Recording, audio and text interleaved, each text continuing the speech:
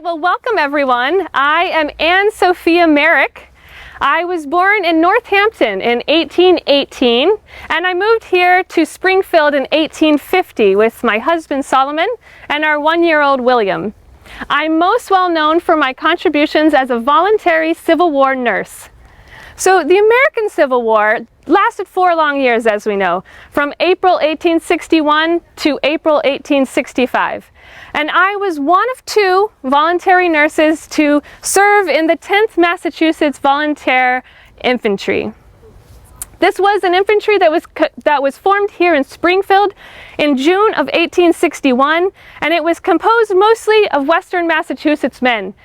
The infantry grew to be 1,218 soldiers over the war.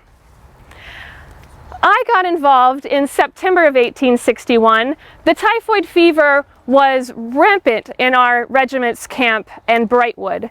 Myself and fellow nurse Miss Helen Walcott from Agawam joined the regiment at Brightwood. We joined during the height of that epidemic. During the war, our regiment lost 190 men, about a third of them to disease, and the remainder to battle and wounds.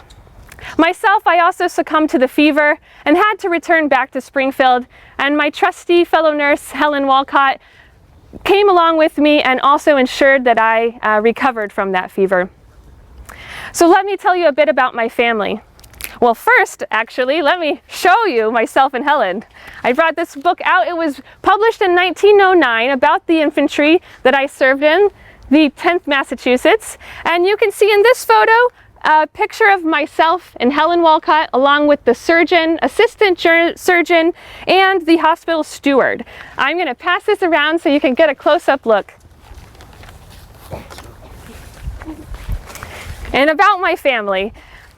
So I mentioned that I grew up in Northampton, and I also married in Northampton in 1848 to Solomon Merrick. He was born in Springfield, raised in Springfield, and died in Springfield.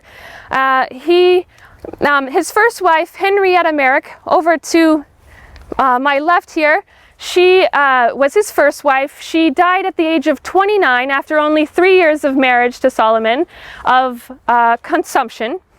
And just 3 years later, Merrick and myself also married. And a year after our marriage, I gave him his first and only child, our son William. In 1850, a year later after William's birth, we did move to Springfield. And although Solomon already had a home in Springfield, now known as the Merrick House, for some of you who may know where that's located, he did build us an entirely new home on Maple Street where you entered in through the cemetery. And that home we moved in 1850. Unfortunately, however, my dear Solomon also only was living there for 2 years.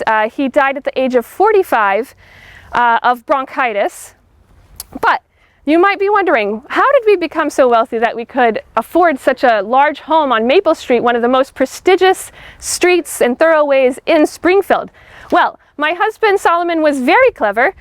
He was a tool manufacturer and he invented many tools, but the most known is the monkey wrench.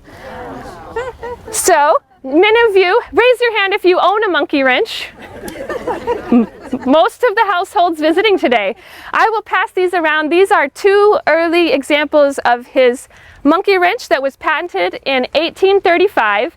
These are quite large, probably not the type you have in your household. These were used on the railroad, which was quite a bustling industry at that time. I'll pass one around on this side.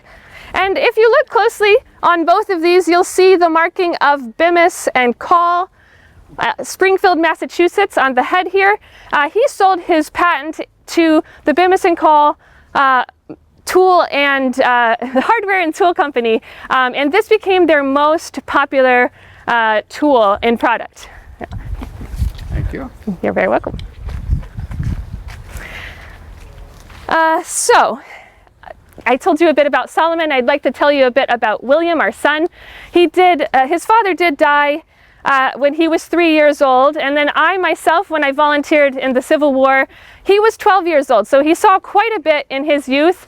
He saw especially a lot to deal with death, and he was growing up during a very angsty period in this country's history. But I'm very proud of William's legacy as well. He was a Harvard man, and though he never married, he was the treasurer of the Springfield Gas Light Company, and he was the director of the John Hancock Bank. He unfortunately died only 9 years after myself, at the age of 37, quite unexpectedly in fact.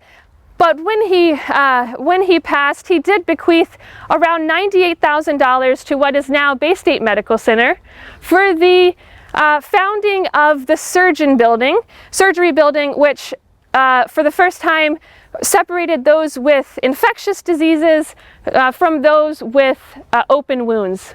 And I like to think he might have been thinking of me when he made that bequest. Speaking of family, I want to tell you about my early New England heritage. My family first immigrated to the United States in 1630 aboard the Mary and John. My fourth great-grandparents, they traveled on that ship for 70 days with their 4 children and 134 other passengers to make it to the Massachusetts Bay Colony, only 2 years after the colony was founded. And more of my family came in 1634 on the Francis from Ipswich, England, to Massachusetts Bay Colony, and they made their way over to Springfield in 1639. That was 3 years after Springfield was founded. So we were here in Springfield quite early in our family's history. So I told you about Henrietta, Solomon, myself of course, and William, and here at my feet lie my parents, Cephas and Sophia, a Brookfield girl herself, right here to lay in eternity with me. My family and I want to thank you for stopping by our plots today and to honor our contribution.